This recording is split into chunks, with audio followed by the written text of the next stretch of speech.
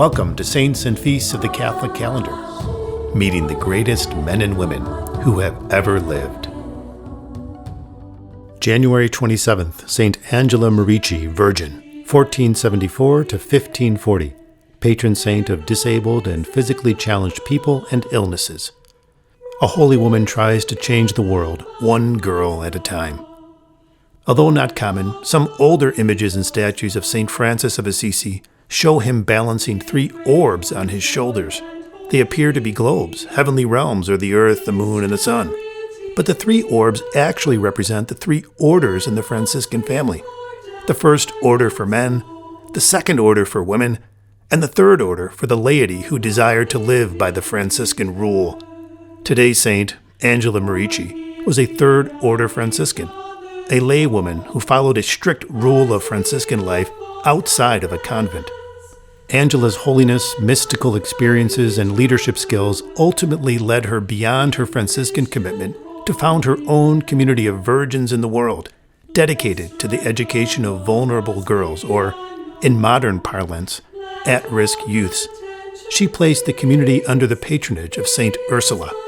The community, after Angela's death, was formally recognized as the Ursulines and gained such renown for their schools that they came to be known as the female Jesuits. St. Angela saw the risk that uneducated girls in her native region of northern Italy would end up being abused sexually or financially, and sought to counter these possible outcomes through education. She gathered a like-minded group of virgins around her into a company, a military word also used by St. Ignatius in founding his Company of Jesus around the same time. St. Angela organized her city into districts which reported to colonels, who oversaw the education and general welfare of the poor girls under their care. St. Angela's cooperators did not understand their dedicated virginity as a failure to find a husband or a rejection of religious life in a convent.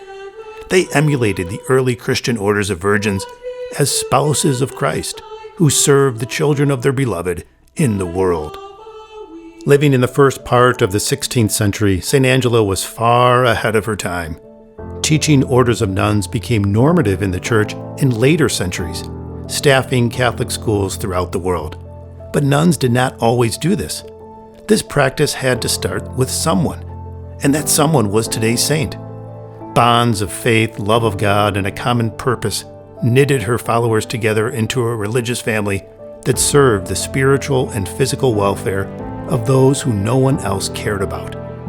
Women make a house a home, and St. Angela sought to change society one woman at a time by infusing every home with Christian virtue, emanating from the heart of the woman who ran it. She trained future wives, mothers, and educators in their youth when they were still able to be formed. The papal bull of Pope Paul III in 1544, which canonically recognized her community, stated of St. Angela Merici, "She had such a thirst and hunger for the salvation and good of her neighbor that she was disposed and most ready to give not 1, but 1,000 lives, if she had had so many, for the salvation even of the least. With maternal love, she embraced all creatures. Her words were spoken with such unheard-of effectiveness that everyone felt compelled to say, 'Here is God.'" St. Angela Merici, infuse in our hearts that same love for which you left worldly joys to seek out the vulnerable and the forgotten. Help us to educate the ignorant and to share with the less fortunate, not only for their spiritual and material benefit, but for our everlasting salvation. Amen.